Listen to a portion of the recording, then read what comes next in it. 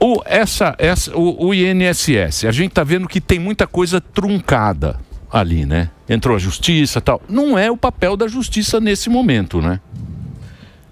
Vamos lá. Bom, primeiro, de novo, boa tarde a todos que nos acompanhando também. Obrigado pelo convite. A Justiça vinha fazendo seu papel, na verdade, depois da operação sem desconto que foi deflagrada pela Polícia Federal e foram autorizadas uma série de buscas e apreensões, carros de luxo, afastamento de pessoas do INSS, mas naquela época, ainda em abril deste ano, nenhuma prisão, certo? Tá. Preventiva, nada. Elas só passaram a acontecer depois da CPMI, mas já chego lá. Então, naquela época, a Justiça Federal estava atuando por causa da operação da Polícia Federal, que já estava em andamento fazia alguns meses, em virtude de um trabalho técnico que começou em 2023 com a CGU identificando essa roubalheira no INSS e levantando dados. Mas para entender, para a gente entender, quando você tem uma CPMI, sim, são os políticos que vão fazer aquela apuração. Não é o judiciário que vai julgar ali. É não. Só no segundo passo. Vamos direto não é ao ponto. Isso? Não é isso. Então, exatamente como você está dizendo. Quer dizer, é isso. Mas vamos lá.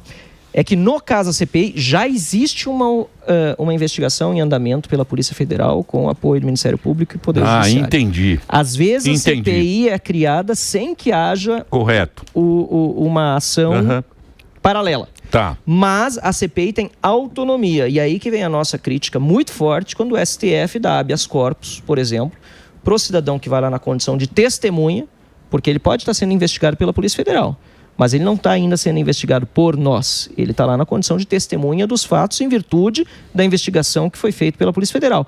Mas na condição de testemunha, eles recebem habeas corpus do STF também para não falar.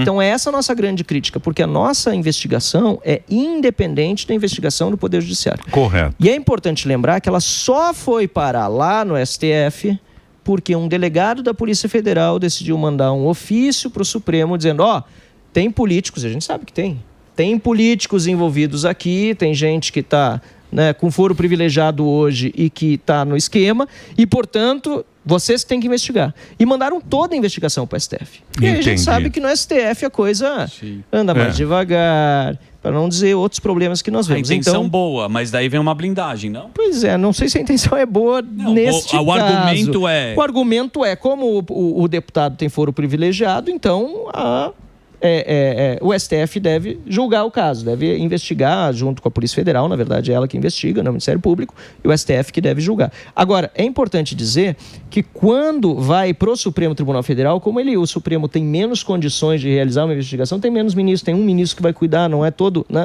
o aparato que na Justiça Federal poderia ter, acaba demorando mais. Então, por isso, nós criticamos esse envio pela Polícia Federal do governo Lula para o STF, certo, porque deveriam mandar só a parte que tem a ver com os políticos. Aí respeita a lei, mas a parte que não tem a ver, mantém na Justiça Federal.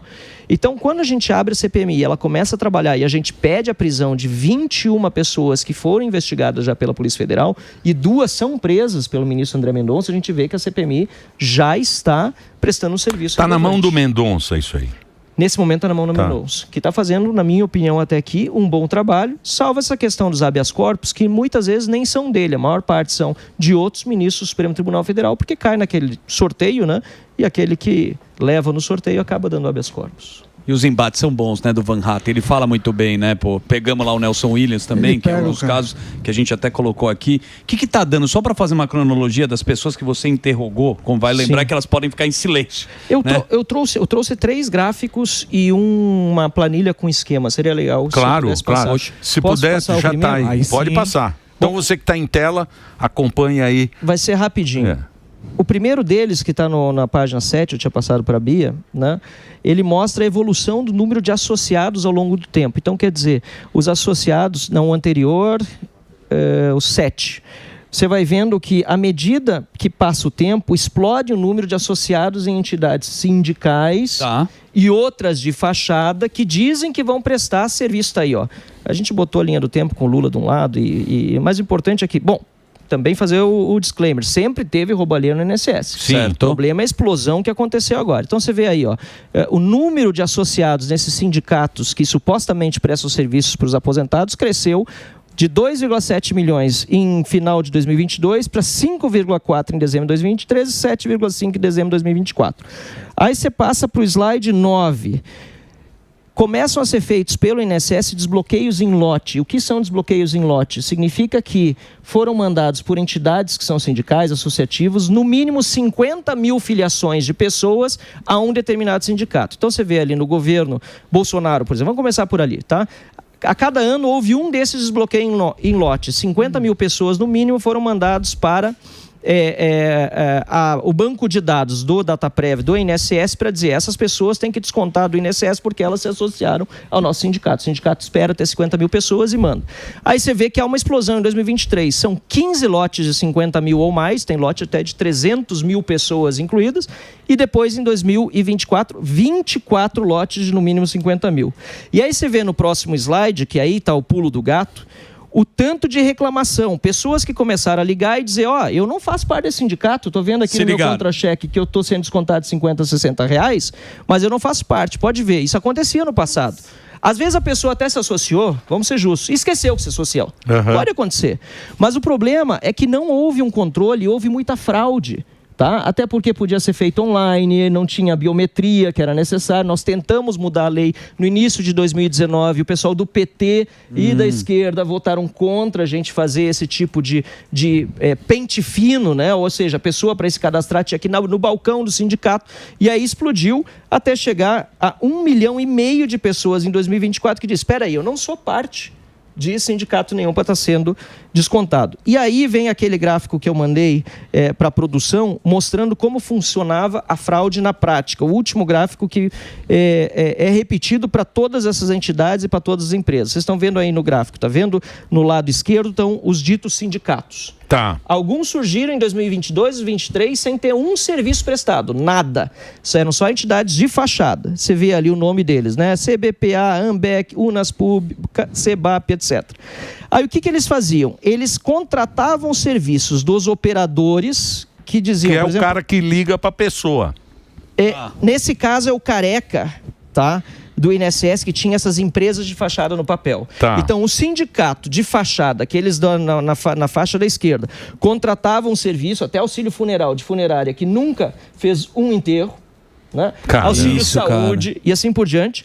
E depois, essas empresas, se puder botar no gráfico de novo na tela, mandavam o dinheiro, isso aqui é tudo comprovado por RIFs, da Receita Federal do COAF. Mostra aí, por exemplo, o primeiro, a Prospect Consultoria mandou 4 milhões de reais para Curitiba Consultoria de serviços médicos. E quem era dona dos serviços médicos Curitiba? A esposa, Thaisa Hoffmann, do Virgílio, que era o procurador-geral do INSS.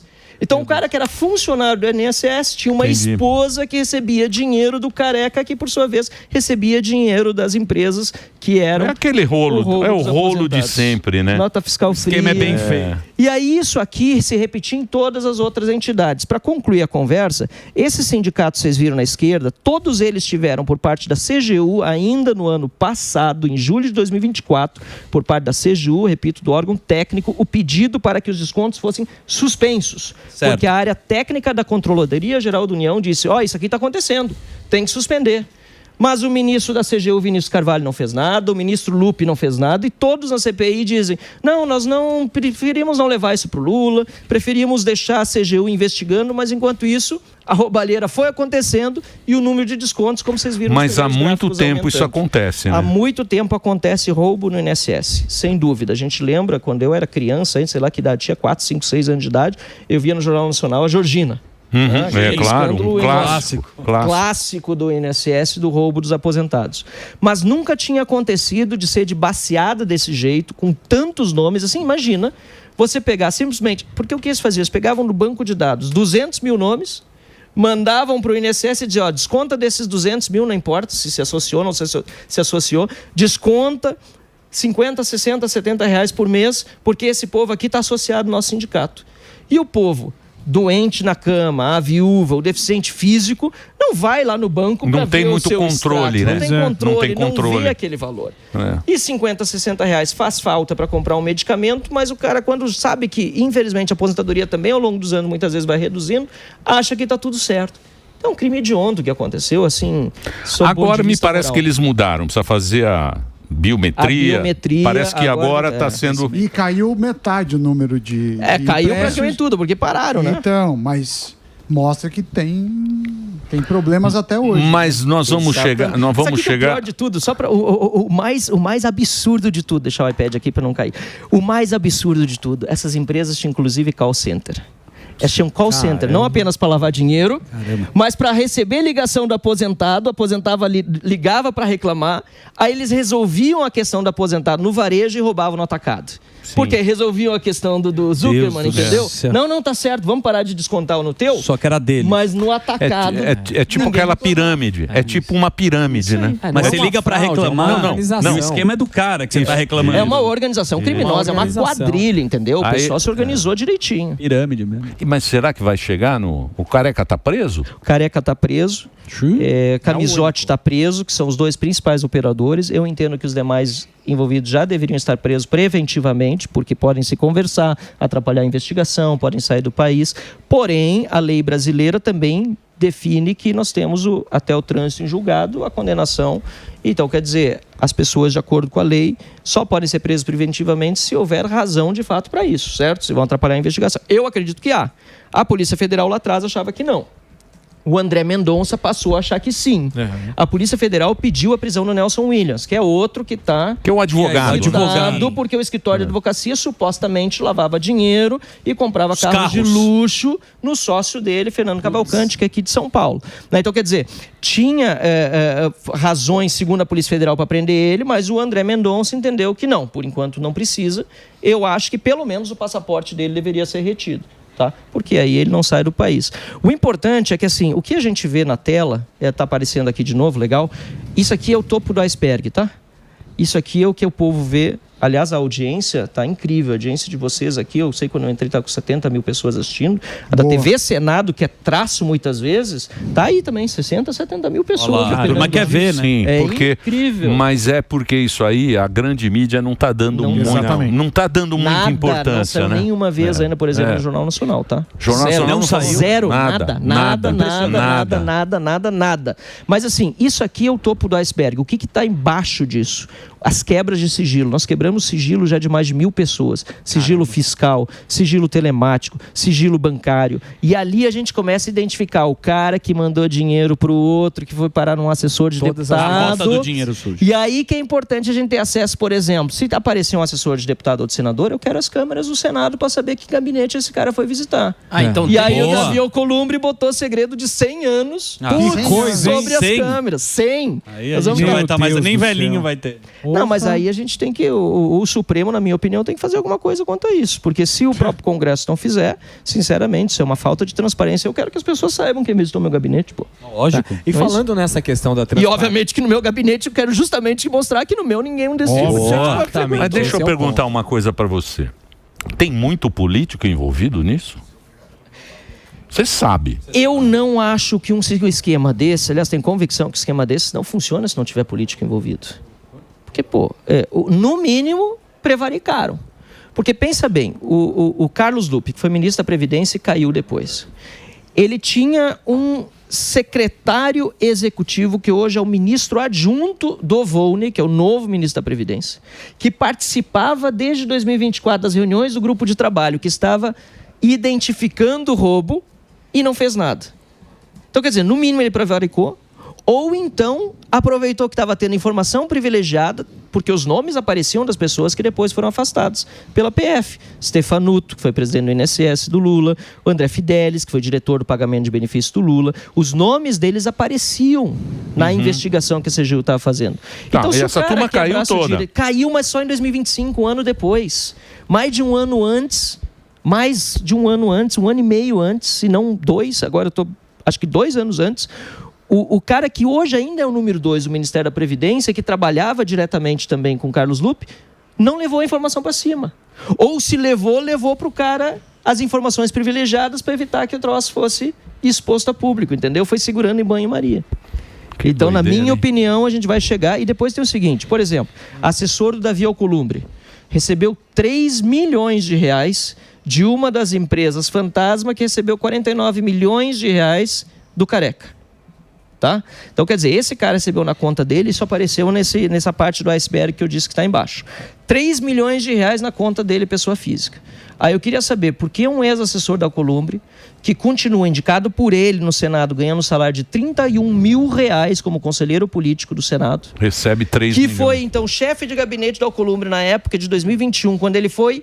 Matou no peito um esquema de rachadinhas que saiu em toda a imprensa do Davi, acho que vocês também comentaram isso naquela época.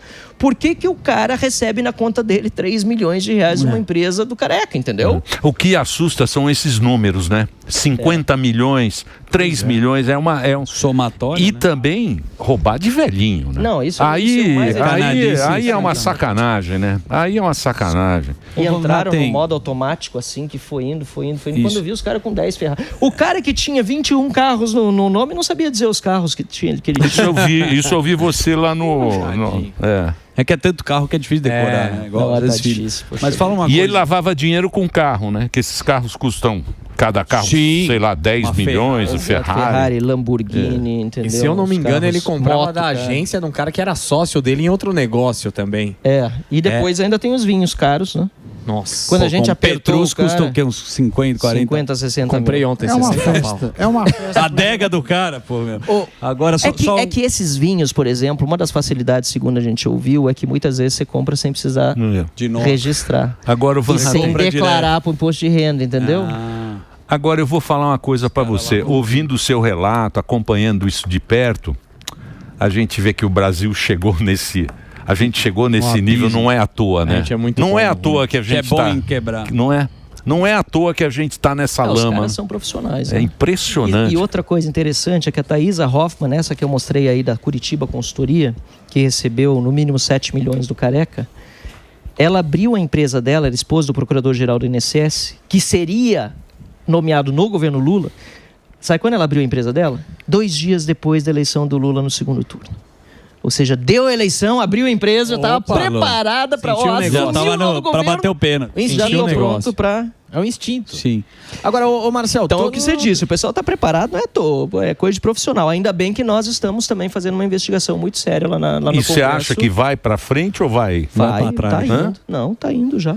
Bom, essas 2 prisões que aconteceram já foram fruto do nosso trabalho, né? Ocorreram outras prisões por falso testemunho também durante o curso do processo. Que coisa. E ela vai no mínimo até março do ano que vem, porque esse é o prazo da CPI, final de março. Então tem muita água para rolar por baixo dessa Van ponte. Hatten, mas e essa galera que de certa forma vocês estão tentando lutar lá, mas tem uma galera que ainda está sendo meio que blindada nesse negócio todo? O que vocês estão fazendo aí que dá para fazer para trazer essas pessoas para esclarecerem aí todo esse mal entendido, vamos colocar assim? Vamos primeiro partir assim, do fato de que foram poucos blindados perto dos aprovados. Eu falei que foram mais de 1.000 sigilos quebrados, blindados foram 7, tá? Mas foram gente importante. Assessor de deputado, ex-assessor de senador, Frei Chico, que não é Frei. Não é Frei, é um apelido dele, não sei se você sabe. O cara não é Frei. Não, até nisso, roubou até apelido. É bom, mas puta apelido, né? Frei. Mano, que maravilhoso. É bonito ser Frei. Frei dá uma credibilidade. Isso é uma apropriação cultural. Peraí. E ainda inventaram... Mas o irmão dele também não é uma Lula, então, tipo... Pois é. Tá bom, tá certo. Então, e o cara, o Frei Chico, né, que é o irmão do Lula, foi blindado. Mas, assim, o Frei Chico é do sindicato, né? Do Sindinap. É vice-presidente do Sindinap, que foi um dos sindicatos que mais fraude foi identificado. Que estão ali nessa investigação. Deixa eu só perguntar uma coisa para você. Quantas pessoas estão envolvidas nessa investigação? Qual é o tamanho do time que está investigando isso aí? Lá na Câmara? Na Câmara. No Congresso? Vixe, se a gente contar todo o time interessado mesmo da oposição, mais o que estão com o relator, eu diria que no mínimo umas 40, 50 pessoas estão envolvidas lá. Entendi. Por exemplo, só na nossa liderança do Novo, a gente, deixa eu ver, tem, vou dizer os nomes aqui, mas tem 6 ou 7 pessoas só na nossa liderança do Novo que estão diretamente envolvidas e participam das reuniões todos os dias. Aí tem o pessoal do PL, tem o pessoal de cada um dos deputados, eu estou chutando por baixo, mais de 100 pessoas com certeza. Entendi. E o relator ainda tem pessoas que ele requisitou da Polícia Federal, da Procuradoria-Geral da República, então tem gente séria envolvida.